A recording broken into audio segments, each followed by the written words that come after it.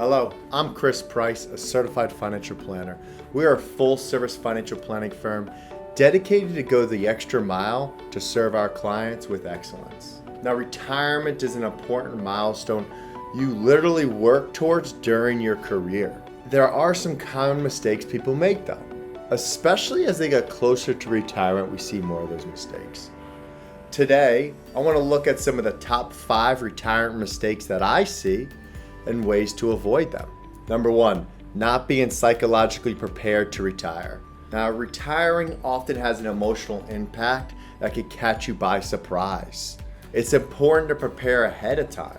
We usually do this by asking ourselves some questions. Are there any major changes you'll be making?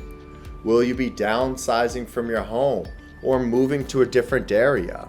Remind yourself though, the bigger the changes are, the longer you're going to need to prepare for them, emotionally speaking. Now, once you retire, you may find you need to replace all those work routines that you built in with new routines. You need to create new plans, new goals.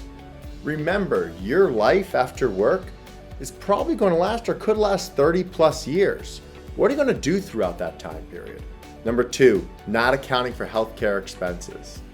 Now, according to Fidelity's annual retirement healthcare cost estimation, it's a mouthful, a 65-year-old couple who retires in 2021 will need roughly $300,000 to pay for healthcare expenses. Now, mind you, you don't have an employer healthcare plan anymore. And adequate coverage is typically more expensive and harder to find. Even with programs like Medicare, there could be significant out-of-pocket expenses.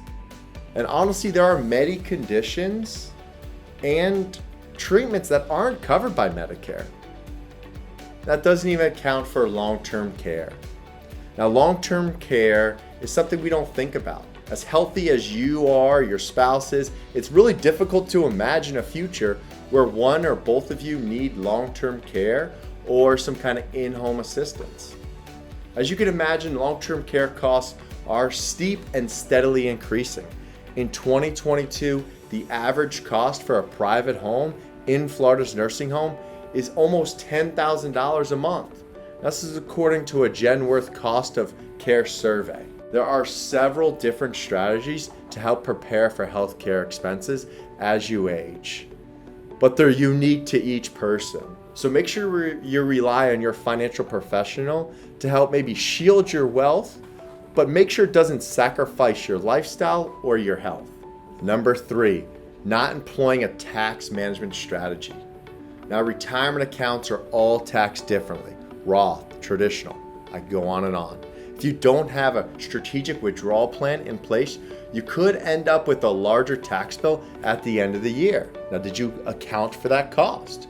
Now, if you blindly are just taking your money out and running to the next thing you could buy, you could trigger an avalanche of higher Social Security tax, maybe investment surtax, capital gain tax.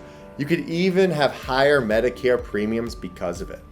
Now, creating a tax plan that can help you strategically withdraw from your various retirement accounts and yet minimize your tax liability is important to consider.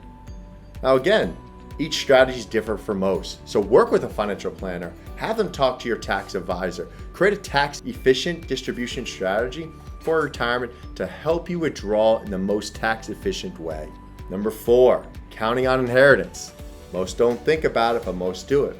Because baby boomers hold a significant amount of the wealth, younger generations should not rely on inheriting that wealth.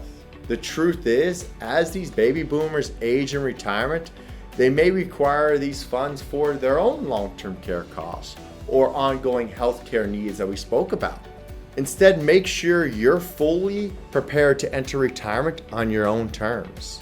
If your parents are comfortable in retirement and plan on granting you a large inheritance when the time comes, that's great, but don't count on it. And number 5, claiming Social Security too soon.